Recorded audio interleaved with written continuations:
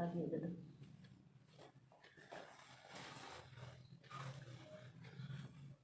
Guys, how are you. आप सब कैसे हो? उम्मीद करता हूँ आप सारे बहुत अच्छे होंगे। आप देख रहे हैं my YouTube channel study with Rajesh Kalyan. इस चैनल को शुरू करने का मकसद मेरा आने वाली प्रतियोगिता परीक्षाएं या एग्जाम बोर्ड में जो स्टूडेंट्स पार्टिसिपेट कर रहे हैं उनके एग्जाम की दृष्टि को देखते हुए मैं अपना यूट्यूब चैनल शुरू कर रहा हूँ। मेरे पास मित्रों जो भी नॉलेज है, जितना भी मेरे पास स्टडी से रिलेटेड सामग्री है, मैं आपके सामने वो लाना चाहता हूँ, जिससे कि घर बैठे स्टूडेंट्स या जिनकी कोविड के कारण स्टडी बहुत ज़्यादा प्रभावित हुई है, उन सब के लिए ये एक बहुत ही प्रभावी इफेक्टिव औषधि की तरह होगी। और इस चैनल के तहत मैं करीब करीब सारे सब्जेक्ट्स क्लियर करना चाहता हूँ आप लोगों को, जिसमें अपने general science, physics, chemistry, biology और हो सके तो math, GK, tricks, history, geography और अदर सब्जेक्ट्स जो कंपटीशन से रिलेटेड हो। तो ये सारी चीज़ें, चाहे वो पटवारी परीक्षा के लिए हो, चाहे रीट के लिए हो, चाहे आरएस के जनरल साइंस के लिए हो, या कोई भी आने वाली कंपटीशन के लिए हो, तो इन सब के लिए बहुत ही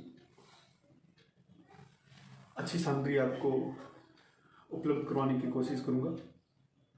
तो आज का टॉपिक हम शुरू करते हैं, जो 10th क्लास का है। और ये जो ब्लड का जो टॉपिक है वो लगभग सभी प्रतियोगिता परीक्षाओं में आता है। हम शुरू करते हैं ब्लड के बारे में। तो ब्लड जो है एक तरल संयोजी ऊतक है। तरल संयोजी ऊतक है जिसके अंदर, संयोजी का मतलब ये सारे शरीर के अंदर सब भागों को जोड़ता है और शरीर का लगभग 7% भाग ये बनाता है। यानी कि आदमी अगर 100 kg का है तो उसका 7 किलो ब्लड होगा। सामान्य व्यक्ति में 5 से 8 लीटर रक्त पाया जाता है। औरत में पुरुष से लगभग आधा लीटर रक्त कम होता है। निर्माण, इसका जो निर्माण है लाल अस्थि मज्जा यानी कि रेड बोन मेरो में होता है। इसको हम शॉर्ट फॉर्म में आरबीएम कहेंगे।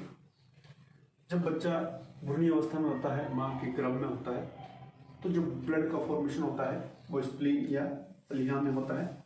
स्प्लीन या प्लीहा में होता है। सम इंपॉर्टेंट फैक्टर ये है कि सीरम में से, अगर रक्त में से फाइब्रोनोजेल प्रोटीन FIB.PR, इसको हम कहेंगे फाइब्रोनोजेल प्रोटीन, ये निकाल दिया जाए तो ये सीरम बनता है। अगर रक्त में से हमने प्लाज्मा और आरबीसी निकाल दें तो लसिका बनता है, लिम्फ बनता है। अब हम बात करते हैं रक्त के। रक्त को मुख्यतः 2 भागों में बांटा जाता है। एक है रक्त कणिकाएं और दूसरी प्लाज्मा। रक्त कणिकाएं जो होती है, हम इसको, मैं उदाहरण के तौर पे इसको ऐसे समझाता हूँ कि खीर बनाते हैं, खीर में लिक्विड पदार्थ दूध होता है, और जो चावल होते हैं या उसमें हमने बादाम डाले हैं या कुछ और इलायची वगैरह डाली है, तो कणिकें ठोस पदार्थ है, सॉलिड पदार्थ है। रक्त कणिकाएं इसमें 45% होती है और जो प्लाज्मा होता है वो 55% होता है। प्लाज्मा के अंतर्गत हम बात करें तो इसमें जल होता है 90%, लवण होता है आपके 0.9%, आयंस होते हैं सोडियम और कैल्शियम आयंस, ग्लूकोज होता है 0.1%, प्रोटीन्स होती है प्लाज्मा के अंदर प्रोथ्रोम्बिन, फाइब्रिनोजन, एल्बुमिन, ग्लोबुलिन। रक्त के अंदर प्रोटीन दो प्रकार की पाई जाती है, एक होती है हिप्पेरिन प्रोटीन, एक होती है फाइब्रिनोजन। ये हिप्पेरिन प्रोटीन हमारे शरीर के ब्लड के अंदर पाई जाती है और जो फाइब्रिनोजन प्रोटीन है वो भी ब्लड के अंदर पाई जाती है, लेकिन ये कार्य करती है जैसे ही ब्लड बाहर आता है एटमॉस्फेयर में, वातावरण में, यानी कि किसी चोट लगने से या घाव होने से, तब ये फाइब्रिनोजन प्रोटीन कार्य करना शुरू करती है। लेकिन रक्त को अंदर अगर थक्का बन जाए तो ब्लड के सर्कुलेशन में बहुत दिक्कत होगी, इसलिए ईश्वर ने क्या किया है, हिप्पेरिन प्रोटीन हमारे ब्लड में डाल दिया। ये क्या करती है, ये एंटीकोगुलेंट यानी कि ये प्रतिस्कंदक है, रक्त को पतला करती है। और ये फाइब्रिनोजन प्रोटीन जो है रक्त को गाढ़ा करती है, जो रक्त का थक्का बनता है। तो रक्त का थक्का कैसे बनता है ये भी हम इसमें देखेंगे। ये दोनों जो प्रोटीन्स है ये हमारे लीवर्स में पाई जाती है, यकृत में बनती है। अब बात करते हैं हम रक्त का थक्का कैसे बनता है। तो देखिएगा, प्रोथ्रोम्बिन प्रोटीन और थ्रोम्बोप्लास्टिन ये दोनों मिलकर थ्रोम्बिन बनाती है और थ्रोम्बिन के साथ में क्या जुड़ता है, फाइब्रिनोजन प्रोटीन और विटामिन के। ये जुड़ जाने के बाद में ये फाइब्रिन बनता है। फाइब्रिन में धागेनुमा संरचना ही बनती है, जो बाहर जो घाव होता है या जो चोट लगी है उसके ऊपर ये एक नेट का जाल का कार्य कर देता है। कौन, फाइब्रिन। इस फाइब्रिन के ऊपर आके प्लेटें जो होती है वो लगना शुरू हो जाती है और जो घाव होता है उसके ऊपर धीरे धीरे ब्लड का क्या हो जाता है, थक्का जम जाता है, रक्त का थक्का जम जाता है। इसी क्रिया को रक्त का थक्का जमना कहते हैं। ये लगभग 2 से 7 मिनट का इसमें समय लगता है। इसमें लगभग 2 से 7 मिनट का समय लगता है, 2 से 7 मिनट लगते हैं रक्त का थक्का जमना। अब देखिए, रक्त का थक्का न जमना, अगर रक्त का थक्का नहीं जमता बाहर तो ऐसे रोगी को हीमोफीलिया का रोगी कहते हैं। ये रोग जो होता है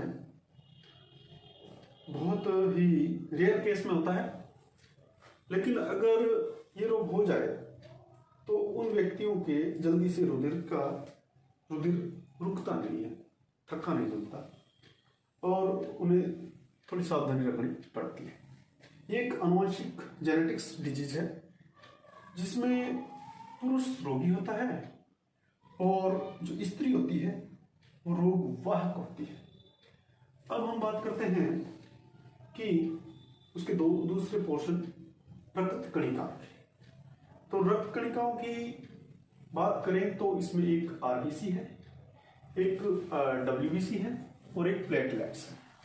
3 प्रकार की इसमें कणिकाएं पाई जाती है। आरबीसी जो होती है इसको हम रेड ब्लड कॉर्पल्स कहते हैं, ये लाल रुधिर कणिकाएं हैं। और जो डब्ल्यूबीसी है उनको हम व्हाइट ब्लड कॉर्पल्स कहते हैं, श्वेत रुधिर कणिकाएं, और इन्हें हम प्लेटलेट्स कहते हैं। जो आरबीसी होती है इसमें एक वर्णक पाया जाता है जिसको हम हीमोग्लोबिन वर्णक कहते हैं। लाल रंग का वर्णक होता है जिसके कारण आरबीसी का रंग लाल होता है, लेकिन डब्ल्यूबीसी में हीमोग्लोबिन वर्णक नहीं पाया जाता, इसलिए इसको हम श्वेत रुधिर कणिकाएं कहते हैं। तो मित्रों, इस आज के टॉपिक में इतना ही है।